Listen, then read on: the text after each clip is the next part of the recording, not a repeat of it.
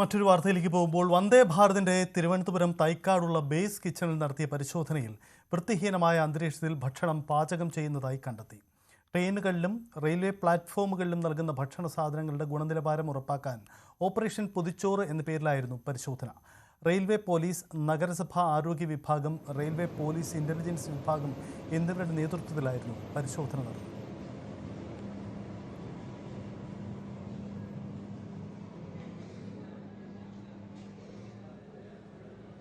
ട്രെയിനുകളിലെയും railway പ്ലാറ്റ്ഫോമുകളിലെയും ഭക്ഷണത്തിന്റെ ഗുണനിലവാരം ഉറപ്പുവരുത്തുന്നതിന്റെ ഭാഗമായാണ് ഓപ്പറേഷൻ പൊതിച്ചോറ് എന്ന പേരിൽ റെയിൽവേ പോലീസും തിരുവനന്തപുരം നഗരസഭയും ഉൾപ്പെടെ ചേർന്ന് സംയുക്തമായ പരിശോധന നടത്തിയത്. അതിനിടയിലാണ് വന്ദേ ഭാരതിന്റെ ബേസ് കിച്ചനായ തിരുവനന്തപുരം തൈക്കാട് നടന്ന പരിശോധനയ്ക്കിടയിൽ വൃത്തിഹീനമായ അന്തരീക്ഷത്തിൽ ഭക്ഷണം പാചകം ചെയ്യുന്നതിന്റെ തെളിവുകൾ കണ്ടെത്തിയത്. അതിന്റെ പശ്ചാത്തലത്തിൽ തിരുവനന്തപുരം നഗരസഭയുടെ ആരോഗ്യ വിഭാഗം ഈ വന്ദേ ഭാരതിന്റെ ബേസ് കിച്ചന് നോട്ടീസ് നൽകിയിരിക്കുകയാണ്. അതിന് കൃത്യമായ മറുപടി നൽകേണ്ടി വരും. അതോടൊപ്പം വലിയ ഉയർന്ന ടിക്കറ്റ് നിരക്കുകൾ നൽകിയാണ് വന്ദേ ഭാരതിൽ യാത്രക്കാർ സാധാരണയായി യാത്ര ചെയ്യാറ്. അതോടൊപ്പം ഭക്ഷണത്തിനടക്കം GST അടക്കമുള്ള ടാക്സ് ഉൾപ്പെടെ നൽകിക്കൊണ്ടാണ് ഭക്ഷണം ആളുകൾ ഈ വന്ദേ ഭാരത് ട്രെയിനിലെ യാത്രക്കാർ ഭക്ഷണം കൈപ്പറ്റുന്നത്.